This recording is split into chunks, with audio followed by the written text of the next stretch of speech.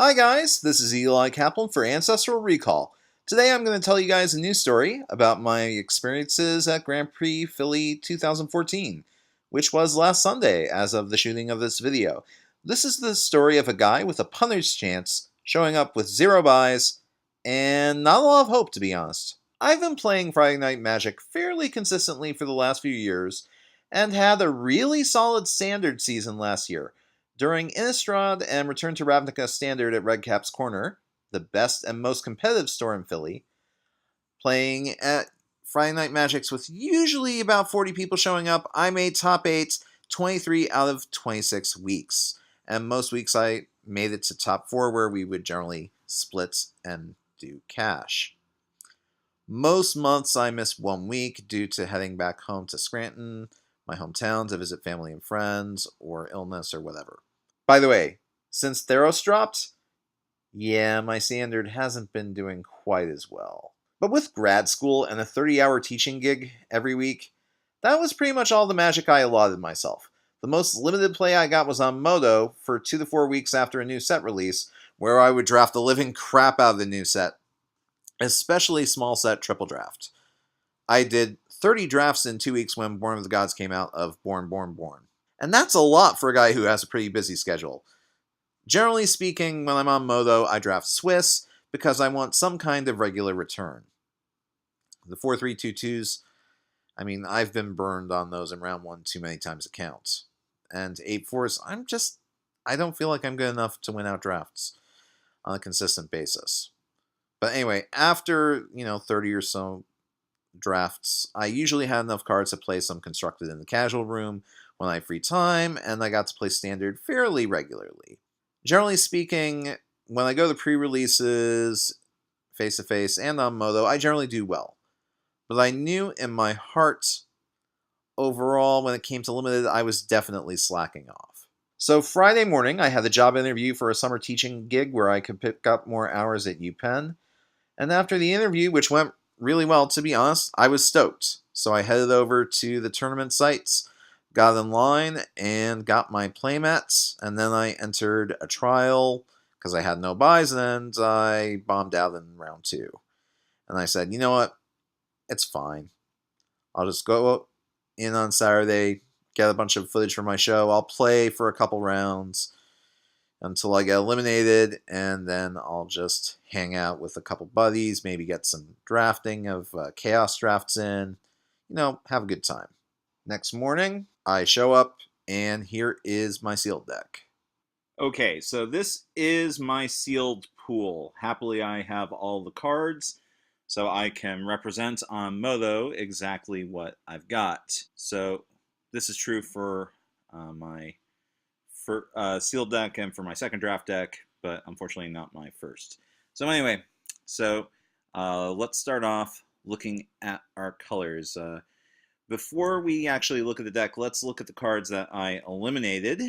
So in black, Disciple, I happen to like. Drown in Sorrow is occasionally good, but, I feel like the format is so tempo-driven that, unfortunately, your opponent's going to get out big things with Toughness 3 over time. So you really need to get very lucky with a spell to really make a big effect. I'm not a fan. So the only card that really excites me in black, I do like Baleful Eidolon quite a bit in more defensive decks. Drown in Sorrow, yeah, this black, pretty easy to write off. Looking at our green, okay, we've got Nemesis of Mortals. That is a heavy hitter. If we can get into the late game, yeah, that wins. Centaur Battlemaster, if we've got enough heroic triggers, whoo, seriously, that is brutal. Citizen Starbreaker, I really happen to like this card. I feel like there's so many auras in the format. Yeah, if I'm playing green, I want to play at least one of these. Tromper is the best common in green, in my humble opinion. We've also got Nessian Courser, which is perfectly respectable for aggro decks. Satyr Wayfinder can allow us some... it supports 3 colors. Leaf Crown Dryad is an excellent 2-drop and a good heroic trigger for 4. Yeah, not a lot of bestow in this green, which unfortunately doesn't help. But, hey, if you wanted to run this green, I can kind of respect that perspective. So looking at our red, Stone Shock Giant, topping our curve, yeah, that can win a game. However, and sealed sometimes, it's not like draft. And I wouldn't like this card in draft because I feel like getting 8 mana is virtually impossible in the format. But for 5 and sealed and 8, yeah, it's doable. Same thing with the Giants. Conscriptors is actually really strong. I like Portrait of Betrayal a ton. We've got some 4-drops here. The Ill-Tempered Cyclops, I'm a big fan of this. We got Nick Smith at 3, Magma Jet, Follow the Hammer. Whoa, 2 great removal spells. And at 2, Deathbellow Raider is pretty good. And yeah, Rollicker, we do have a heroic trigger there. Okay, so yeah, the Reds possibilities, it's there. Some people will definitely go for it. Yeah, looking at the blue, I went with white and blue. So let's actually look at the white and blue cards. So with our 1-drops, we've got some cheap spells. God's Willing, excellent card, saves your best creature, and it scries. Retraction Helix, surprisingly good with heroic cards, gives you some card advantage and tempo advantage. Hopeful Eidolon, see this here at the 1-drop? I'm moving this over here because I never want to play turn 1. I don't have the enchantments really to make it work. Nyxborn Shieldmate, again, there's much better things I can be doing with this card than playing it at a 1-drop. I did play it once on the day at 1-drop, which I wasn't thrilled about, but I did have that and Fate Foretold, so I was like, okay, this is fine. It'll hold me back and I'll be able to draw some cards. And it did its job. I was happy with it. All right, at our 2-drops, 2 Deepwater Hypnotist, surprisingly good sealed card. It puts pressure on your opponents early, and it just makes blocking for them later futile. Not as good in this pool as in, say, blue-green or blue-red, because my later drops, as you'll see, they do tend to have flying, but hey, I feel like if you have tempo in this format, it's a good thing. Akron's Skyguard, wow, really, really solid card. I always wanted to have it in my opening hand. Fate Foretold is a good heroic trigger, and yeah, it replaces itself. Chosen by Heliod, also pretty good. I had better success with it in my second draft. Battlewise Valor, important combat trick, and yeah, it triggers heroic. I tend to be a little careful about this card when it would give a +1/+1 counter on heroic. I just tend to save it. I liked being kind of a gold bricker in that sense. At our 3-drops, so I mentioned the shield mates. We've got One Wing Steed Rider. Oh man, obviously the best white common for sealed, really solid. Observant Alcide, occasionally I'll play it at 3. I'm much happier having it over here at 5. Ray of Dissolution, good removal spell. It's a nice little combat trick. Sometimes it can also just blow up creatures, and gaining 3 life is certainly an important thing in this format. And we've got a bomb, Spear of Heliod, yeah. And a nice aggressive deck. Man, this card can just put your guys over the top. Another reason why I want to have those Hypnotists in there. If I play them on turn 2, turn 3 Spear, they're swinging in for 3. That is relevant. Burnished Heart. I sacrificed this a couple times in the weekend to good effect, and that made me very happy.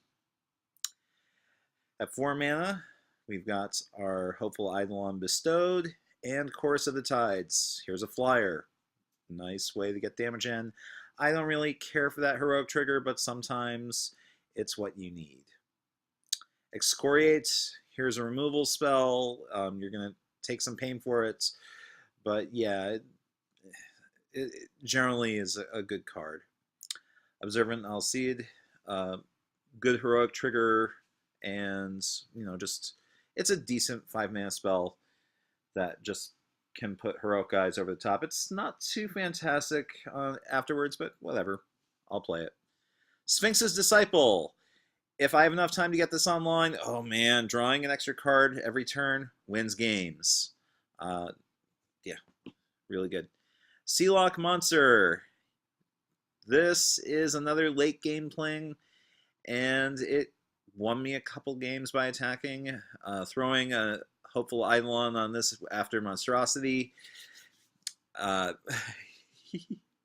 pretty good. I mean, 9/9 lifelink. I was in a game situation where my opponent had a 8/8 Staunch Hearted Warrior, and I had my guy that was 9/9, and then I threw the Vigilance enchantment on it, so it was 11/11, and we were just cracking back and forth, back and forth, back and forth. I was getting chump blocked, but my guys were gaining life. Interesting game, that one. At 6, yeah, this deck does have a fairly aggressive curve, but the board stabilizes, so if there's a standoff, there are a couple expensive cards in here. Horizon Scholar, perfect 6-drop. It's got evasion, and Scry 2 is a huge source of advantage. Eternity Snare, late game removal spell. Once your opponent has built up something really big and they attack with it, if you have to chump, this is a way of getting back card advantage for that guy you lost, because you are tapping it down and you are drawing a card. 7 mana. First time to play this card, I was kind of nervous. I thought at the pre-release it was too expensive, but I said, okay, just 1 7-drop. I feel like it's a reasonable play. And Silent Sentinel got me quite a few wins, especially when it would get back Fate Foretold, or it would get out a Nyxborn Shieldmate. I can't bestow it, but I don't care. It just gave me a guy to chump while I was swinging in the air. So, yeah, this went 7-2. So my losses. Round 1. I lose 2-1 to Dongwu. He's a local guy who drafts the red caps on occasion, and he's running red-white rush. I mean, I win the game, but he plays in games 1 and games 3. Turn 1, turn 2, turn 3, and then another 3-drop on turn 4. Just when your opponent curves out, you gotta have answers, and I didn't have answers. Game 3 also had me double mulligan, which hurts. But Dalton's a good guy. When this happened, I wasn't too upset. I said, okay, I'm going to get a lot of footage for my show, because a round 1 loss is, generally speaking, the kiss of death. Donk finishes at 58th place, good enough for a pro point, and $300, so good for him. Rounds 2 through 6, I win 5 in a row, and I get psyched. I'm not going to spend a lot of time talking about wins, because honestly, I don't spend a lot of time focusing on my wins. I don't focus on what went right, I focus on what went wrong, because I want to try to improve my play. Round 7, I lose to Corey Burkhart, who asks me how many buys I start with. Now, regardless of how many buys you happen to have, the traditional answer to demoralize your opponents when they ask this is to say none, because that tells your opponent that your sealed deck is really strong. Corey has 3 buys, which means that, there's a potential for a sick deck. He's really a 2-1 in games, but this is no certain thing. My personal philosophy, I generally prefer being honest at the beginning of matches, and while I know how mind games work, I usually just go with the truth, and I want to be friendly wherever possible. I don't want to be a jerk. Corey hammers me 2-1 with 2 drops and 2 backbreaking Sudden Storms in games 1 and 3, which means that I've got to win out to make day 2. At this point, I said, forget top 8, that's never going to happen. But the sting of knocking out of top 8 contention, that sting is still there. But I make it up by winning out the rest of the day. Corey finished in 49th place, also good for a pro point and $300. So, good on him. So, after round 9, I go home. I'm in Philly, so for me, home is a 25-minute bus ride. And I sleep in my own bed for the night. I'm just tired. I post a couple things on YouTube, and then I get a good night's sleep. Getting a good night's sleep for day 2 is pretty important. So I was in pretty good spirits. I said, I had a pretty good performance. I was looking forward to drafting in day 2, but drafting historically is not my strong point. I'm much better at sealed. I'm much better at looking at card evaluations. The draft, my goodness, it was really fast. Anyway, I'm going to continue this in part 2 of my report. I'm going to get that out tomorrow, so I hope you guys enjoy that. Thanks for watching. This is Eli Kaplan with Ancestral Recall signing off. Good games and good luck.